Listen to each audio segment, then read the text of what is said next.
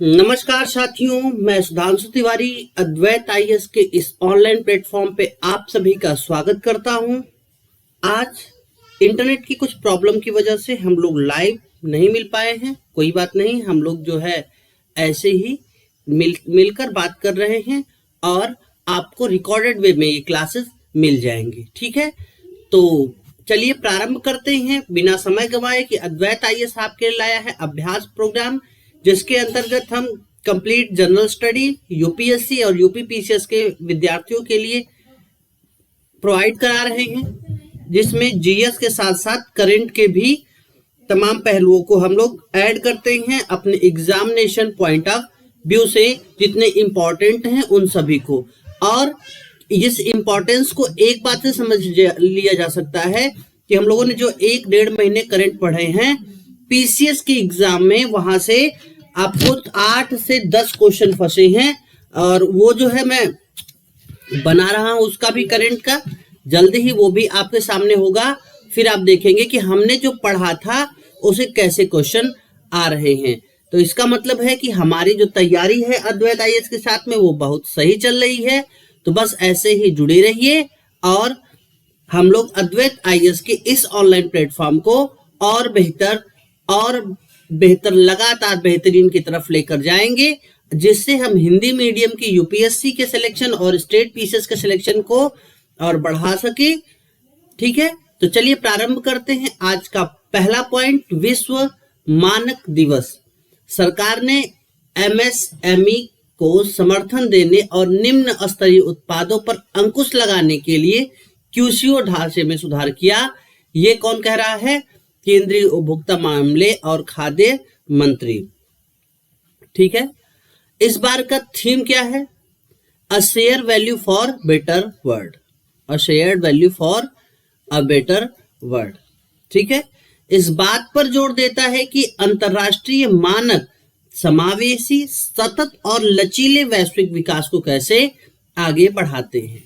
मानक एक साझा भाषा प्रदान करते हैं जो विभिन्न उद्योगों, देशों और हितधारकों को जोड़ती है, जिससे वैश्विक चुनौतियों और जलवायु परिवर्तन, डिजिटल रूपांतरण, सार्वजनिक स्वास्थ्य और सुरक्षा, सर्कुलर इकोनॉमी और ऊर्जा संक्रमण के समाधान में सहयोग संभव होता है।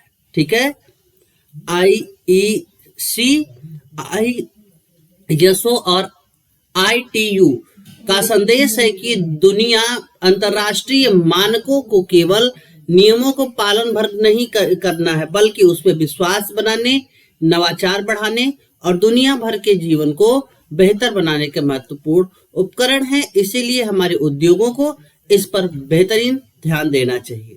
ठीक है, अगर हम लोग कहें अंतरराष्ट्रीय इलेक्ट्रॉनिकल आयोग, जिसे हम कहते हैं AIC, ठीक है, इंटरनेशनल इलेक्ट्रॉनिक आयोग, ठीक है, कमेटी, और दूसरा जो है इसमें IEC, अंतरराष्ट्रीय इलेक्ट्रॉनिक आयोग। और ऊर्जा, ये क्या करता है? ऊर्जा दक्षता और स्मार्ट प्रणालियों सहित विद्युत और इलेक्ट्रॉनिक औद्योगिकों के लिए वैश्विक मानक का विकास करता है, यानी उसका निर्धारण करता है। आईएसओ अंतरराष्ट्रीय मानकीकरण संगठन खाद्य सुरक्षा और गुणवत्ता प्रबंधन को लेकर के सूचना सुरक्षा तक विविध उद्योगों में मानकों को तय करने का समन्वय करता है, यानी अलग अलग देशों में ये मानकों को एक स्टैंडर्डाइज करके, जिससे दुनिया के ट्रेड को और बेहतर तरीके से बढ़ाया जा सके।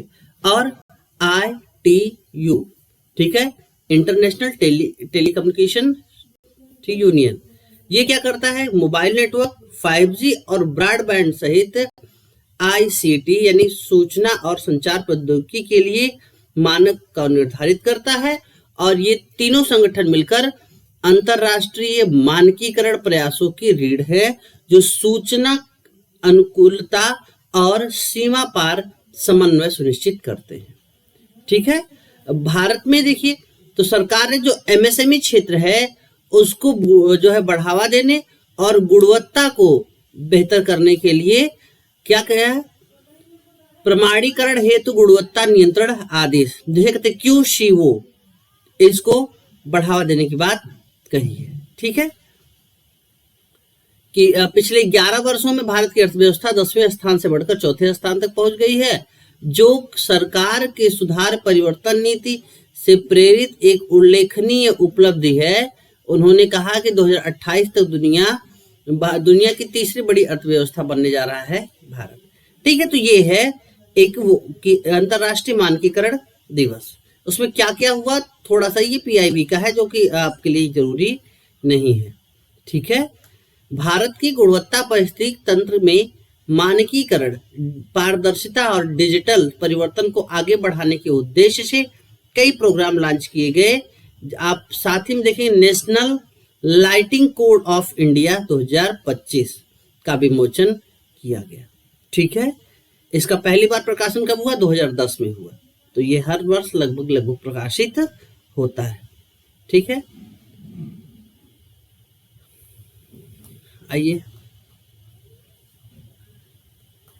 सूचना प्रौद्योगिकी अधिनियम 2000, तो जो IT मंत्रालय है, information technology electronics and IT मंत्रालय है, इसने सूचना प्रौद्योगिकी अधिनियम 2000 की धारा 69A तथा 89(3) का B के तहत नोटिस जारी करने को कारगर बनाने के लिए राष्ट्रीय कार्यशाला का आयोजन किया है, ताकि डिजिटल प्लेटफॉर्म पर जो सामग्री है उसका विनियमन किया जा सके, एक संतुलित वे में उसका विनियमन किया जा सके।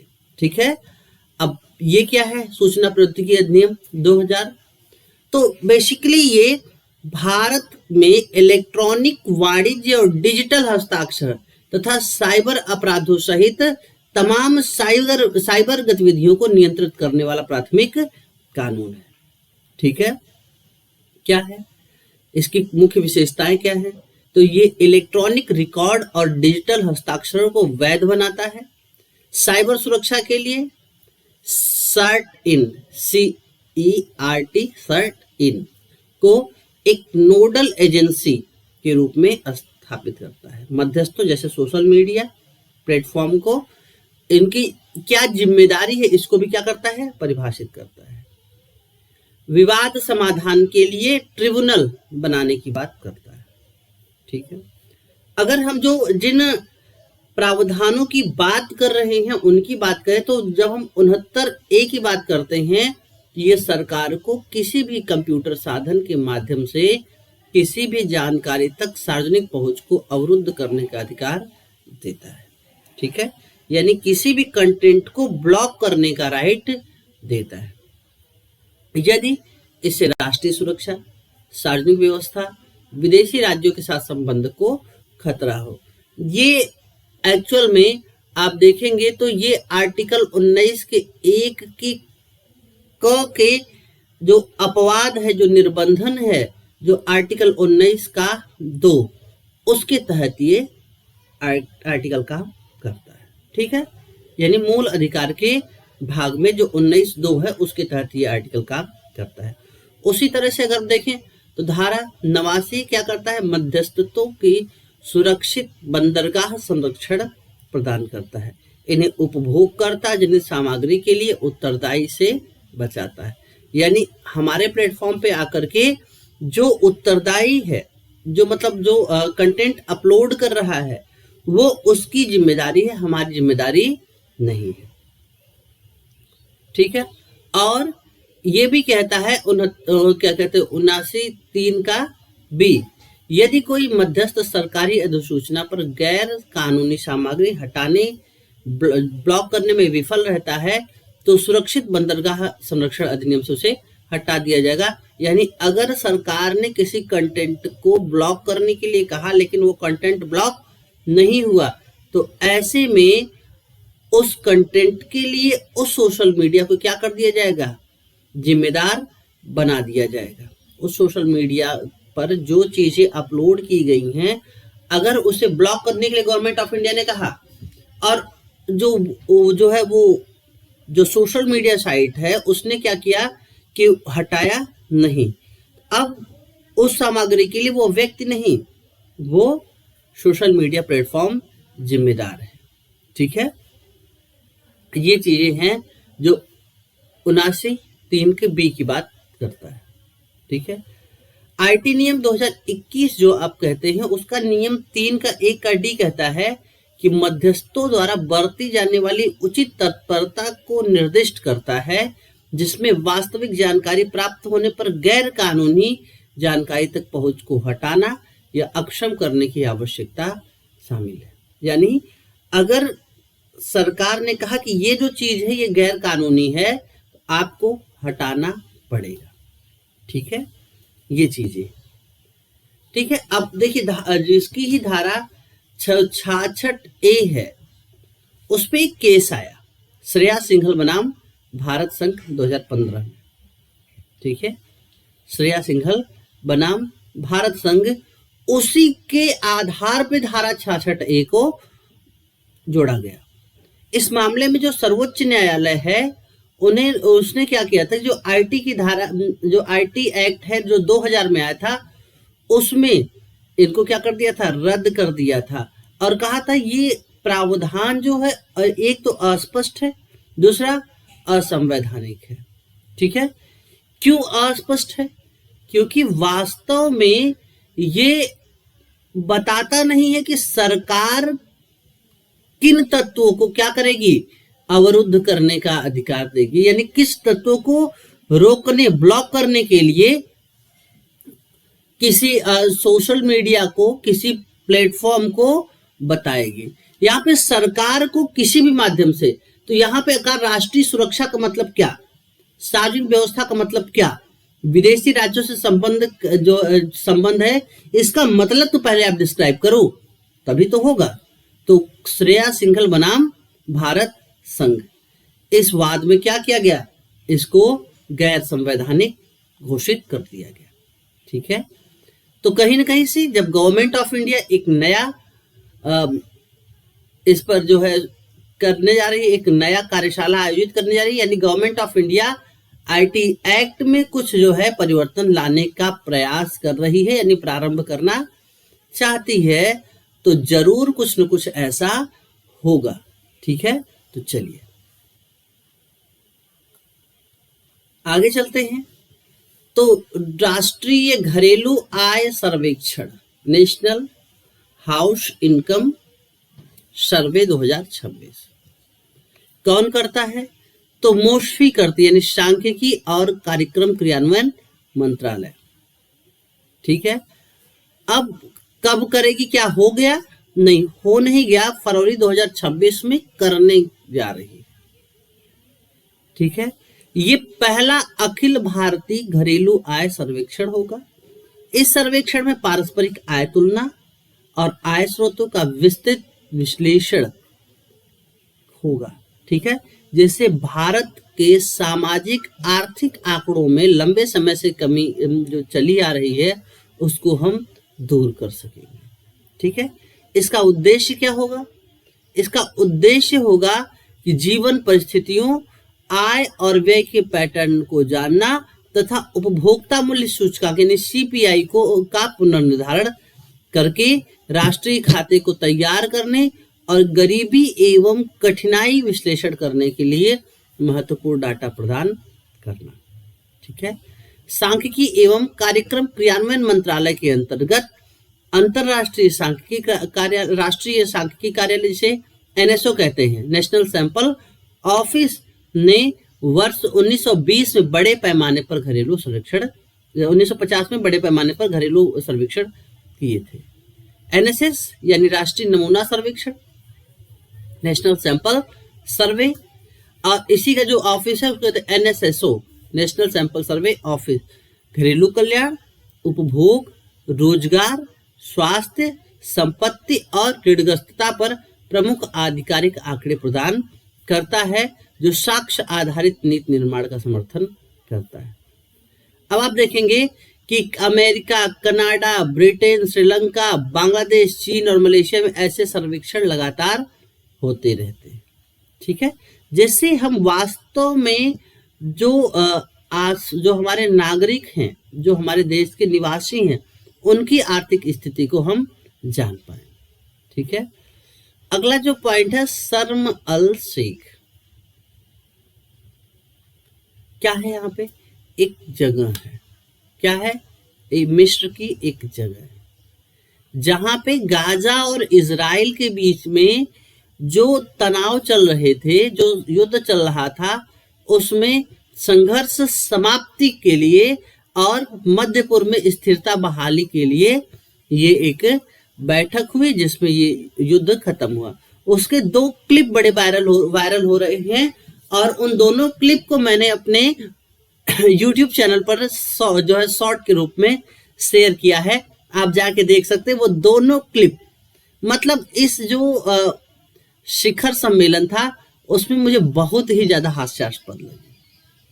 ठीक है, यह स्थान कहाँ पे है? तो सिनाई प्रायद्वीप के दक्षिणी सिरे पर लाल सागर के किनारे, ठीक है, अकाबा की खाड़ी के मुहाने पर तिरान जलडमरू के ऊपर स्थित है। लाल सागर और अकाबा खाड़ी को जोड़ने वाला तिरान जलडमरू एक महत्वपूर्ण समुद्री मार्ग है और इजराइल के लिए हिंद महासागर तक पहुंचने का एक रास्ता है। ठीक है, अगर आप देखें तो ये जो बनता है, एक मिनट, अगर आप वर्ल्ड मैप देखें तो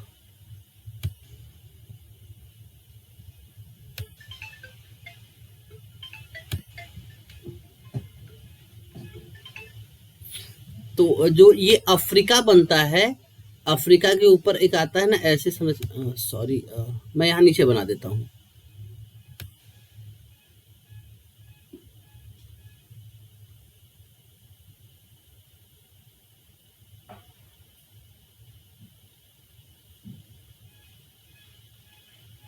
ये बनता नहीं, ये अफ्रीका हो गया, ये भारत हो गया, तो यहाँ पे ठीक है, ये तिरान जलडमरू है। तो आप यहाँ पे अगर वो है, क्या कहते हैं, इजराइल है, तो इजराइल को अगर अरब सागर में आना है तो आपको तिरान जलडमरू के मध्य होकर गुजरना पड़ेगा। यानी लाल सागर और अकाबा की खाड़ी को जोड़ने वाला तिरान जलडमरू एक महत्वपूर्ण समुद्री मार्ग है और इजराइल के लिए हिंद महासागर तक पहुंचने का एकमात्र रास्ता है। मूलतः एक मछली पकड़ने वाला गांव, यह शहर मिस्र के नौसेना के लिए रणनीतिक नौसैनिक अड्डा बन गया है और बाद में एक महत्वपूर्ण अंतर्राष्ट्रीय राजनयिक स्थल बन गया। ठीक है, अगर ऐतिहासिक पृष्ठभूमि देखें तो इजराइल ने वर्ष 1967 में जो 6 दिवसीय युद्ध हुआ था, उस दौरान शर्म अल शेख पर कब्जा कर लिया था और 1982 में कैंप डेविड समझौते के बाद में इसे किसे दे दिया? इसे फिर से मिस्र को वापस दे दिया। ठीक है, मिस्र की, अरे यार कौन, एक मिनट बेटा,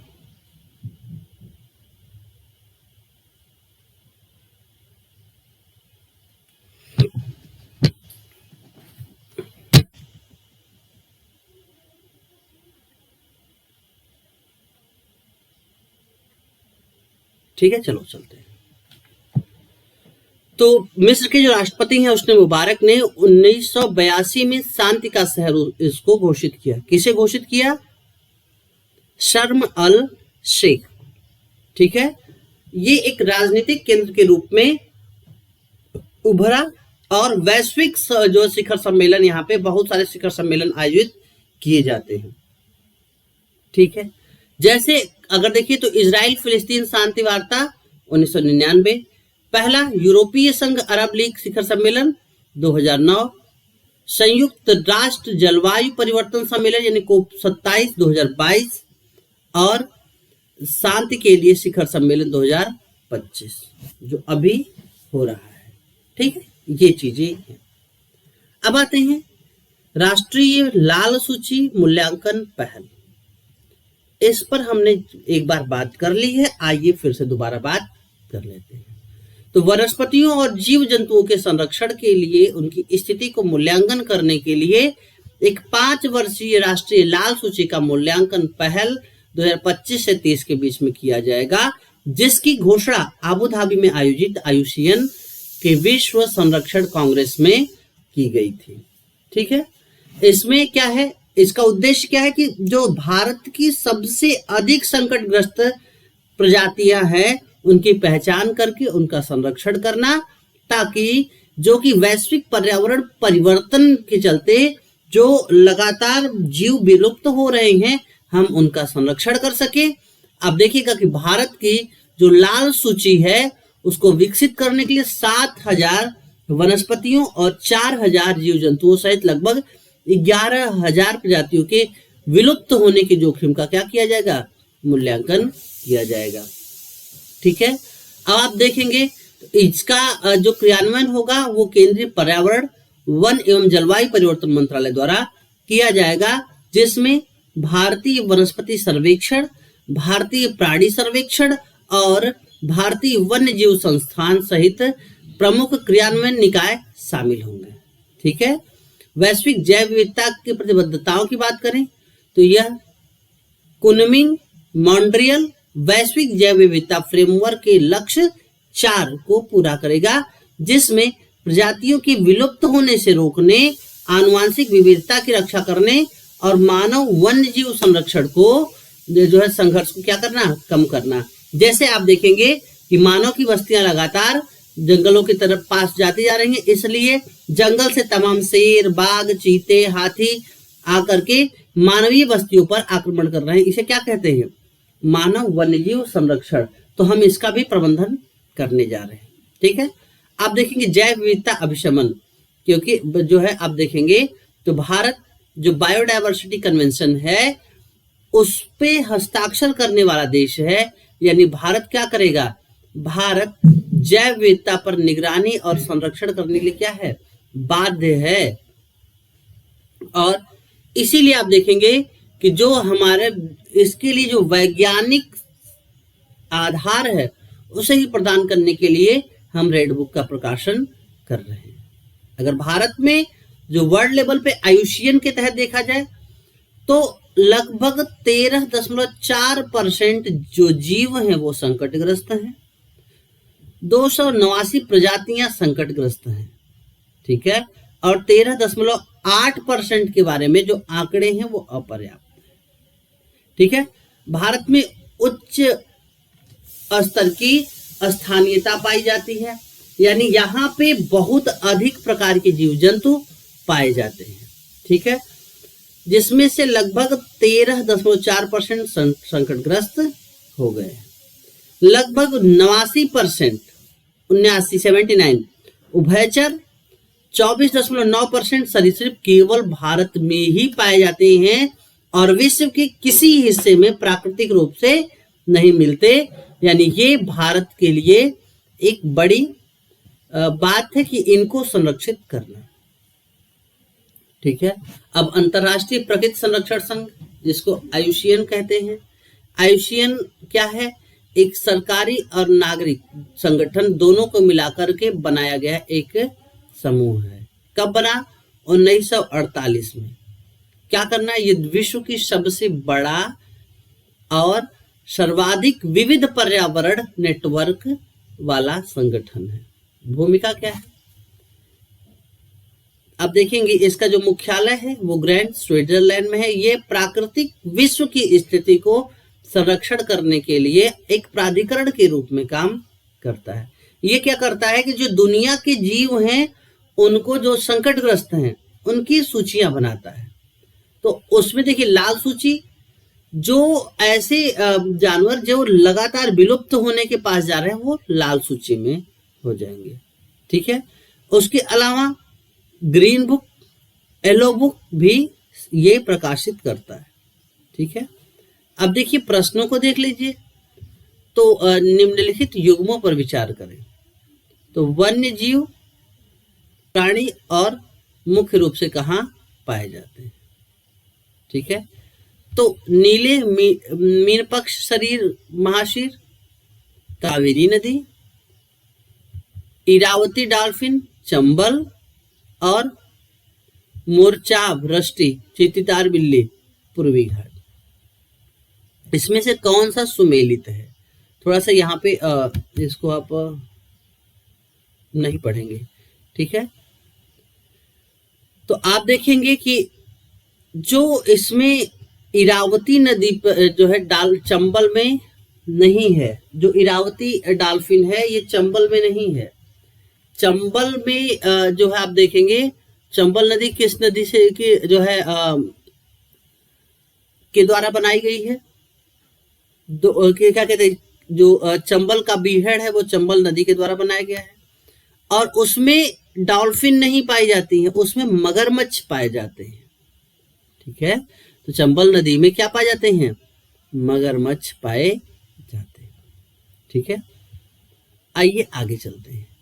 अगला है कि निम्नलिखित में से कौन सा वनस्पति संरक्षण इन सीटू विधि का एक साइट नहीं है? देखो, अगर वनस्पति संरक्षण की बात किया जाए तो इसके दो प्रकार के संरक्षण होते हैं। एक होता है इन सीटू, एक होता है एक्स सीटू। क्या होता है? एक इन सीटू और दूसरा एक्स सीटू। इन सीटू का मतलब ये है कि वो जो है जीव जहां पे पैदा हुआ है वहीं पर उसका संरक्षण हो रहा है, यानी प्राकृतिक रूप से जो उसका आवास है वहीं पर उसका संरक्षण हो रहा है। दूसरा एक्स सीटू, यानी जहां पर वो पैदा हुआ उसे उठा करके चिड़ियाघर, जूलॉजिकल पार्क, बोटॉनिकल पार्क में कहीं ले जाया जाए और वहां पे उसका संरक्षण किया जाए। तो वो क्या है? Ex situ. तो यहाँ पे बात किसकी कर रहा है? इन सीटू, यानी जो जूलॉजिकल गार्डन, बोटॉनिकल गार्डन, वैसे चीजें हैं।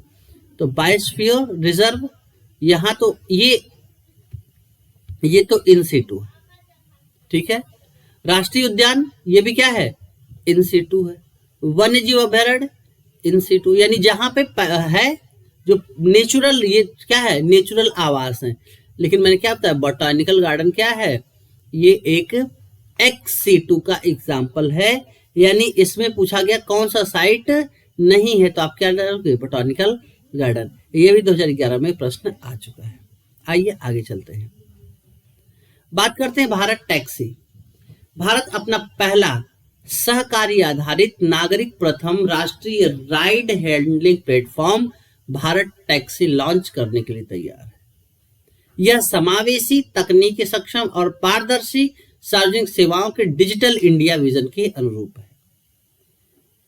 ये किसने पहल की है? तो ये राष्ट्रीय ई गवर्नेंस प्रभाग, डिजिटल इंडिया कॉर्पोरेशन, सूचना प्रौद्योगिकी मंत्रालय और सहकारी टैक्सी कोऑपरेटिव लिमिटेड के द्वारा जो है इसको बनाए के सहयोग से इसे बनाया गया है।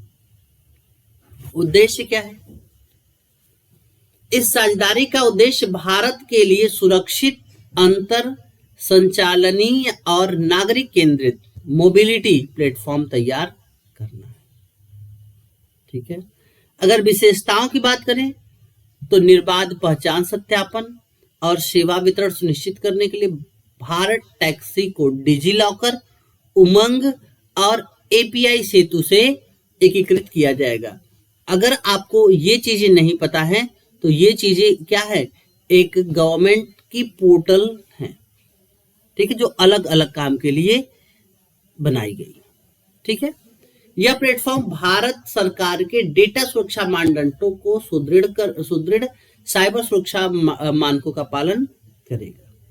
यह प्लेटफॉर्म सभी नागरिकों के लिए उपयोगिता सुनिश्चित करने हेतु बहुभाषी इंटरफेस और समावेशी पहुंच सुविधा प्रदान करेगा।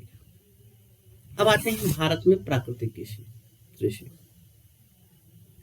हिमाचल प्रदेश में बड़ा बदलाव देखने को मिल रहा है, क्योंकि हजारों किसान रसायन आधारित कृषि से हटकर प्राकृतिक कृषि की ओर रुख कर रहे हैं। यह बदलाव भारत में संधारणीय और पर्यावरणीय अनुकूल कृषि के प्रति व्यापक रुझान को क्या करता है? दर्शाता है।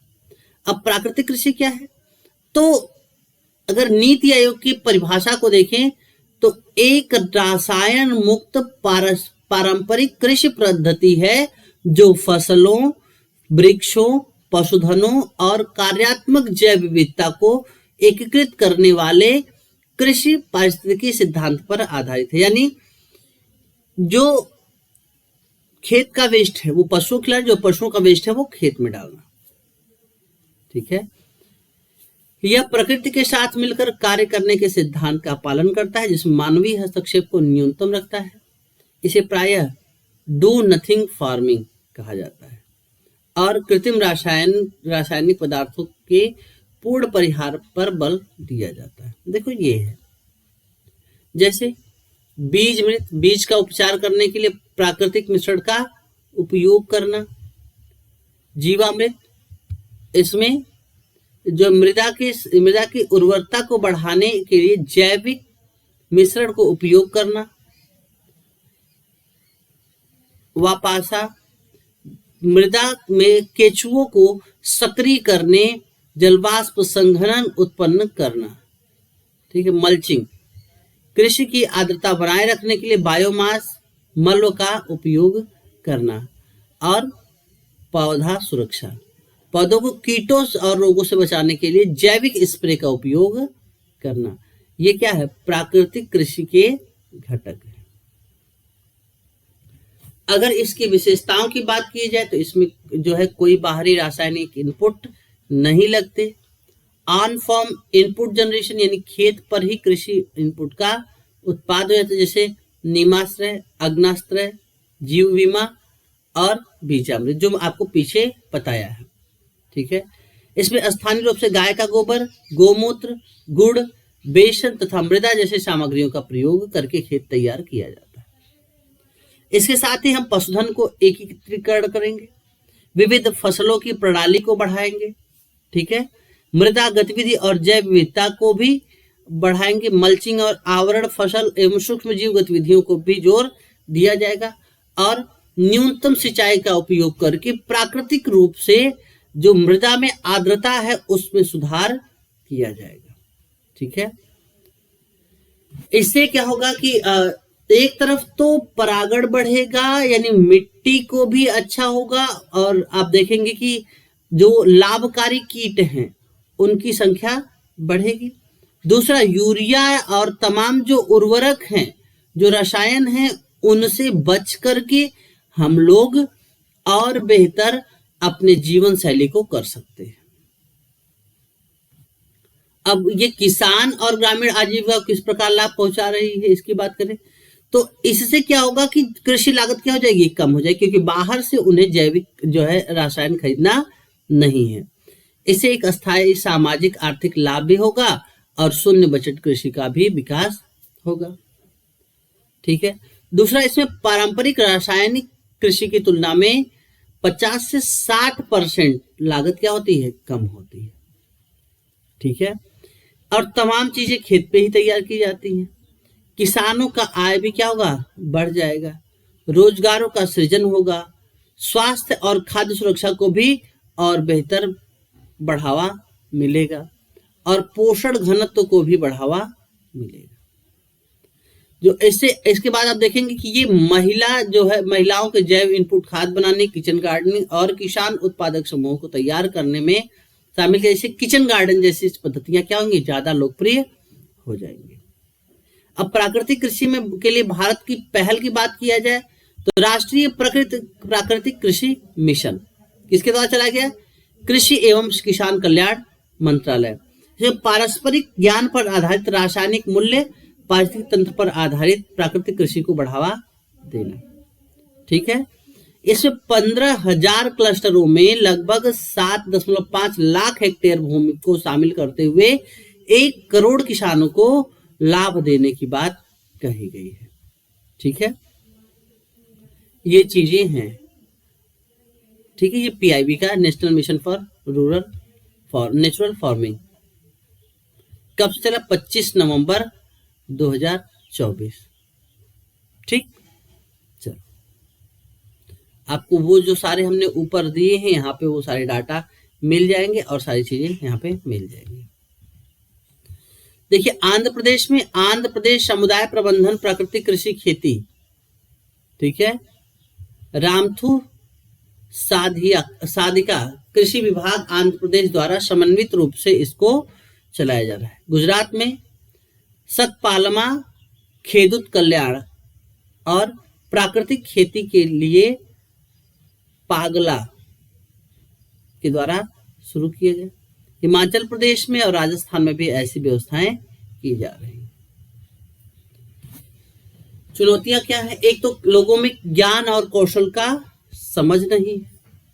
दूसरा, आप देखेंगे कि इसमें जो अभी तक जो किसान हैं, जो रासायन के ही पैदा कर रहे हैं, उनको समझ में नहीं आ रहा है कि आखिर में कैसे कृषि पैदा होगी। ठीक है, अब इसमें देखेंगे कि हिमाचल प्रदेश, आंध्र प्रदेश, गुजरात में और असम में ये मॉडल सफल रहा, लेकिन अगर आप देखें तो अभी तक जो भारत के कृषि के लिए महत्वपूर्ण क्षेत्र माने जाते हैं, वहां पर भी कोई बेहतर परिवर्तन नहीं दिखा है।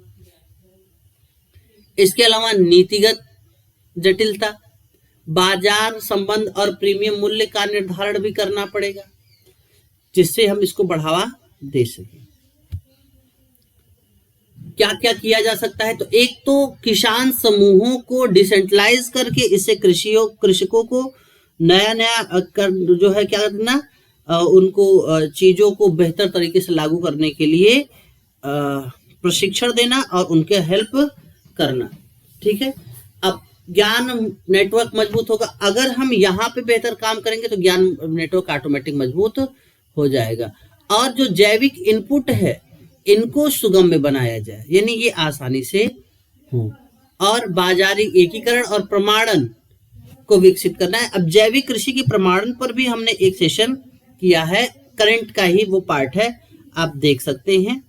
ठीक है, और कृषि पारिस्थितिकी आधारित अनुसंधान और डिजिटल निगरानी और ज्ञान साझाकरण, जियो टैग पर आधारित ट्रैकिंग, ऑनलाइन पोर्टल और मोबाइल परामर्श सेवाएं शुरू की।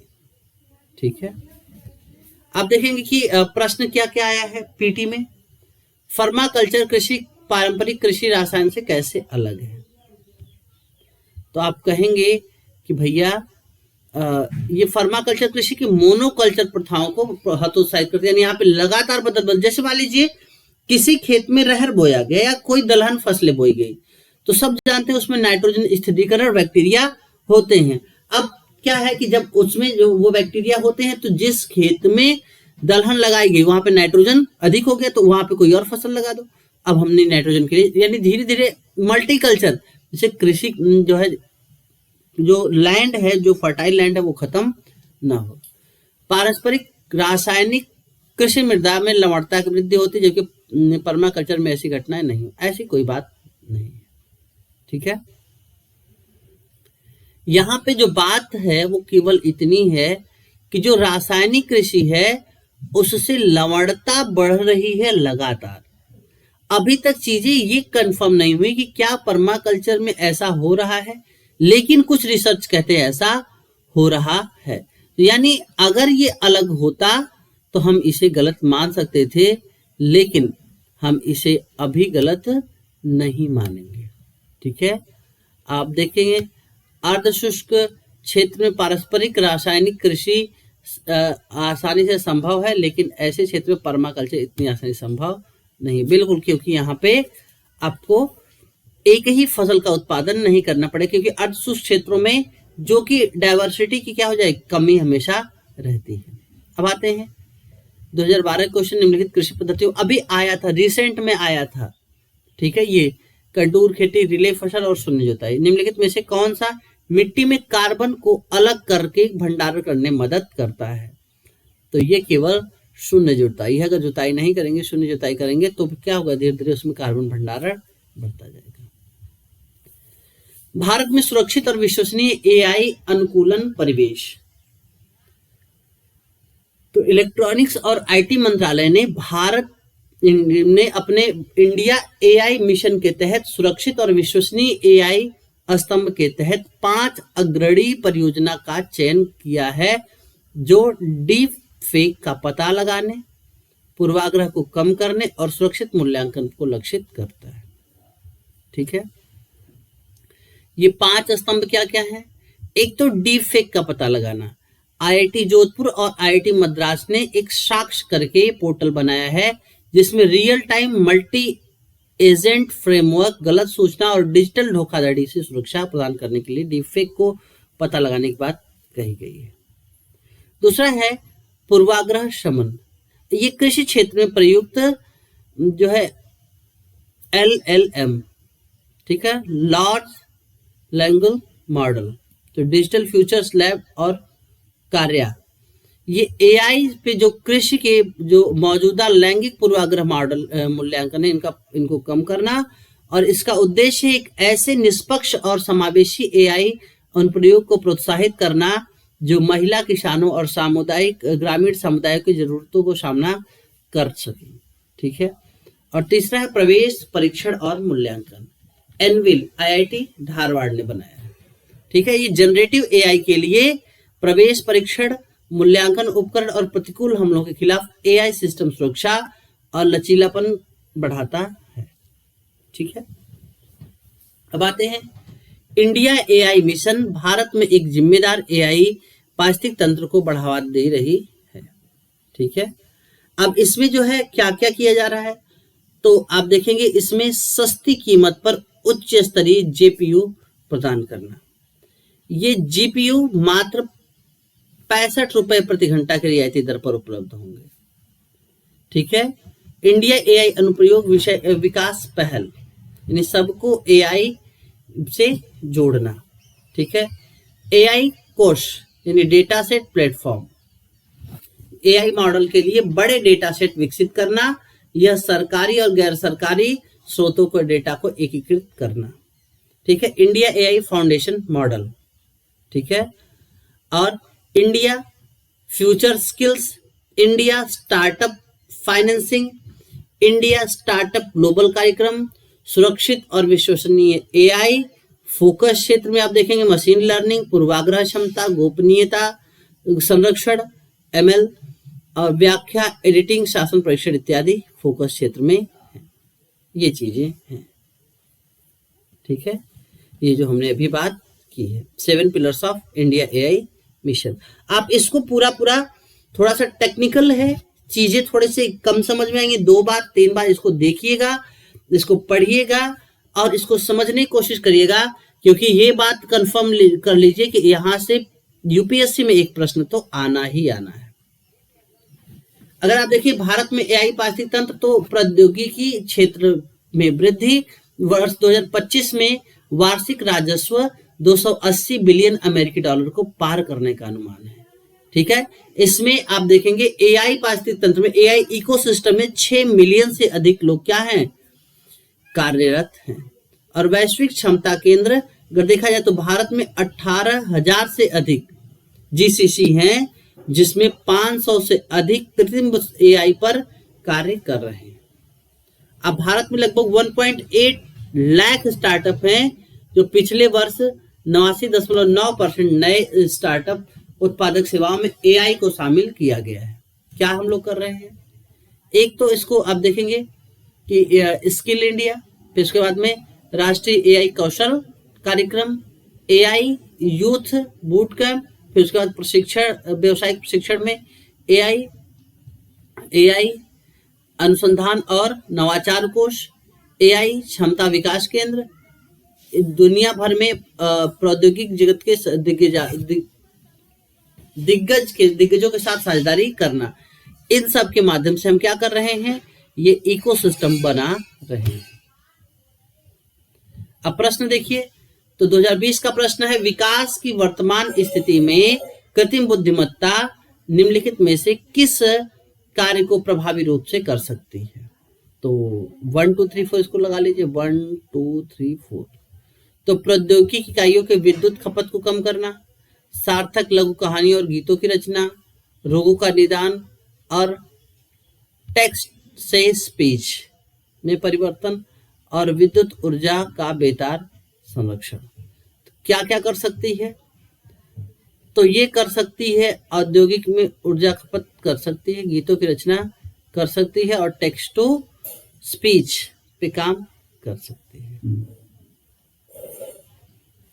मेंस में 2023 प्रश्न आया था कि कृत्रिम बुद्धि AI की अवधारणा का परिचय दीजिए। एआई क्लिनिकल निदान में कैसे मदद कर सकती है? क्या आप स्वास्थ्य सेवा में एआई के उपयोग में व्यक्ति की निजता को कोई खतरा महसूस करते हैं? ठीक है, तो ये प्रश्न अगर आपने साइंस एंड टेक पढ़ा होगा तो इसको करने की कोशिश करिएगा। अगर आपने नहीं पढ़ा होगा तो कोई बात नहीं है, हम इस पर जब साइंस एंड टेक पढ़ेंगे तो उससे बात करेंगे। आते हैं पीएम गतिशक्ति राष्ट्रीय मास्टर प्लान। 4 वर्ष पूरा हो गया है, ठीक है। अब इसे निजी क्षेत्र के लिए भी खोल दिया गया है। अब पीएम गतिशक्ति पोर्टल भास्कराचार्य राष्ट्रीय अंतरिक्ष अनुप्रयोग एवं भू सूचना विज्ञान संस्थान द्वारा विकसित किया गया है। क्या प्लान है? तो कहेंगे अक्टूबर 2021 में शुरू हुआ 5 वर्षों में बुनियादी ढांचे के विकास के लिए 100 लाख करोड़ रुपए का निवेश का पहल था। 7 आर्थिक क्षेत्रों में यानी रेलवे, सड़क, बंदरगाह, जलमार्ग, हवाई अड्डे, जल परिवहन और लॉजिस्टिक में एकीकृत विकास को बढ़ावा देना, जैसे ऊर्जा, इंफॉर्मेशन टेक्नोलॉजी, जल और जो है सामाजिक बुनियादी ढांचे को समर्थन मिलता है। उद्देश्य क्या है? एकीकृत अवसंरचना नियोजन। यह एक डिजिटल आधार के रूप में यह मैक्रो स्तरीय योजना मैक्रो स्तरीय क्रियान्वयन यानी एकदम छोटे लेवल पे के बीच में एक सूत्र का कार्य करता है जो मौजूदा योजनाएं भारतमाला, सागरमाला, उड़ान को जोड़ता है और आर्थिक क्षेत्र को आपस में जोड़कर व्यवसाय की प्रतिस्पर्धात्मकता को बढ़ाता है। ठीक है, और ये क्या करता है? उपग्रह इमेजिनरिंग को बढ़ावा देना। ठीक है, और साथ साथ में अगर देखा जाए तो अगर 6 स्तंभ क्या है पीएम गतिशक्ति का? एक तो गतिशीलता बढ़ाना, दूसरा व्यापकता बढ़ाना, तीसरा विश्लेषणात्मक क्षमता का निर्माण करना, चौथा प्राथमिक क्षेत्रों का निर्धारण करना, चौथा उनके बीच में सामंजस्य, और पांचवा है जो छठवां है सर्वोत्तम करण यानी माल और परिवहन के लिए सर्वोत्तम मार्ग की पहचान करना। यानी धीरे धीरे हम क्या करें, अब भारत में जो कि जो सेवाएं हैं, जो वस्तुएं हैं, उनके जो है गति को, आवागमन को बढ़ाना। लक्ष्य क्या है? विमानन अवसंरचना को बढ़ाना, नवीकरणीय ऊर्जा को बढ़ाना, पावर ग्रिड विस्तार करना, राष्ट्रीय राजमार्ग नेटवर्क को बढ़ाना, रेल कार्गो क्षमता को बढ़ाना। अब देखेंगे इनकी उपलब्धियों की बात की जाए तो एकीकृत सरकारी पोर्टल बन चुका है जो समेकित योजना के लिए लगभग 1600 से अधिक डेटा रेयर के से साथ 44 केंद्रीय मंत्रालयों और 36 राज्यों केंद्र शासित प्रदेशों के लिए एक ही प्लेटफॉर्म के रूप में काम करता है। अगर परियोजना मूल्यांकन की बात करें तो नेटवर्क प्लानिंग ग्रुप ने पीएम गतिशक्ति के मल्टी मॉडल एकीकरण और लास्ट मिसाइल कनेक्टिविटी सिद्धांत के आधार पर 200 से अधिक परियोजनाओं का मूल्यांकन किया है। अगर सामाजिक क्षेत्र की बात करें तो यह इस प्लेटफॉर्म का आधार सामाजिक बुनियादी अवसंरचना की योजना बनाने के लिए किया जा रहा है, विशेषकर दूर दराज के क्षेत्रों में कमियों को पहचान कर स्कूलों, अस्पतालों और आंगनवाड़ियों को बेहतर व्यवस्था सुनिश्चित करना। व्यापार और लॉजिस्टिक को बढ़ावा देना, राष्ट्रीय लॉजिस्टिक नीति 2022 के अनुरूप इसे विश्व बैंक लॉजिस्टिक प्रदर्शन सूचकांक में भारत की रैंकिंग में जो है एक उछाल देखा गया। 2023 में 38वें स्थान पर लाने में ये सहायता करते। 2018 में हम कहाँ थे? 44वें स्थान पर थे। अब ये उसका जो है कुछ चुनौतियां हैं, तो चुनौतियां हैं ब्लॉक, तो एक तो ब्यूरोक्रेसी जो है सॉलिड, तो नौकरशाही अवरोध, लैंड एंड लीगल हार्डनेस, भूमि और कानूनी बाध्यताएं, ठीक है, परिचालन डेटा अंतराल, ऑपरेशन डेटा गैप और कैपेसिटी एंड स्किल शॉर्टेज, क्षमता और कौशल की कमी, ठीक है, और गति क्रिया विलंबन। ठीक है, अगर आप देखेंगे तो आगे की राह क्या है, तो आप कहेंगे डेटा प्रणालियों का मानकीकरण अब इसे लागू कर देना चाहिए जिससे जवाबदेहिता को और बेहतर तरीके से बनाया जा सके। ठीक है, अगला है सहयोगात्मक प्रोत्साहन बनाना। ठीक है, ऐसे प्रदर्शन मीट्रिक बनाना जो अंतर विभाग के सहयोग से सफल एकीकृत परियोजना का परिणाम। अब सोचिए कि एक इसका सबसे एकीकृत काम न करने का जो आपको एक एग्जाम्पल देते हैं। जैसे ही पीडब्ल्यूडी ने सड़क बनाई, नगर पालिका को याद आया कि इसके नीचे तो नाली है ही नहीं, तो नाली की सफाई करनी, तो सड़क तोड़ दी नाली बनाने के चक्कर में। अगर एक ऐसा पोर्टल हो, एक ऐसी जगह हो कि ये सूचना सब तक चली जाए कि यहाँ पे नाली बन रही है, तो जितने वायर वाले काम है, जितने नाली वाले काम है, वो सब कर लो, तो क्या होगा, एक बात बनेगी सड़क तो कुछ दिन के लिए बनी रहेगी। ठीक है। अगला है एडवांस टेक्निकल ट्रेनिंग, सभी को जो है स्किल जो कमी है उसको ट्रेनिंग के द्वारा बढ़ाया जाए। अगला है लिंक अप्रूवल प्रोसेस, तो जो भूमि संबंधी समस्याएं हैं उनको तीव्र अनुमोदन से गुजारना, और इनफोर्स मशीनरी जो है, अब देखना ई निगरानी तंत्र को शामिल करना। ठीक है। अगर आप देखें तो प्रश्न क्या आए हैं, तो राष्ट्रीय बुनियादी निवेश ढांचा कोष के संदर्भ में निम्नलिखित कौन से कथन है, 2017 क्वेश्चन है। यह नीति आयोग का अंग है, इसके पास 4 लाख करोड़ रुपए हैं, तो आप कहेंगे न तो ये किसका प्रोजेक्ट है, तो ये आईटी का है, तो नीति आयोग का नहीं है। तो 1 लाख का प्रोजेक्ट है, 4 लाख का प्रोजेक्ट नहीं है, न तो 1 न तो 2। ठीक है।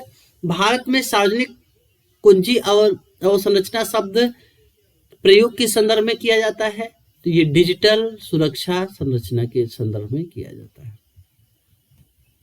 मेंस के क्वेश्चन 2021 में आए थे, अधिक तीव्र और समावेशी आर्थिक विकास के लिए बुनियादी ढांचे में निवेश आवश्यक है, भारत के अनुभव के आलोक में चर्चा करें। तो हम लोग जैसे जैसे बुनियादी ढांचे का विस्तार कर रहे हैं, वैसे वैसे हम विकास की ओर बढ़ रहे हैं। ठीक है। तो ये रहा। अब अगला न्यूज़पेपर देखिए, तो हमास ने 20 इजरायली जो है बंधकों को जारी किया और युद्ध खत्म हो गया। ठीक। राष्ट्रपति ट्रंप ने एक यहाँ पे शांति स्थापना की प्रयास किए हैं।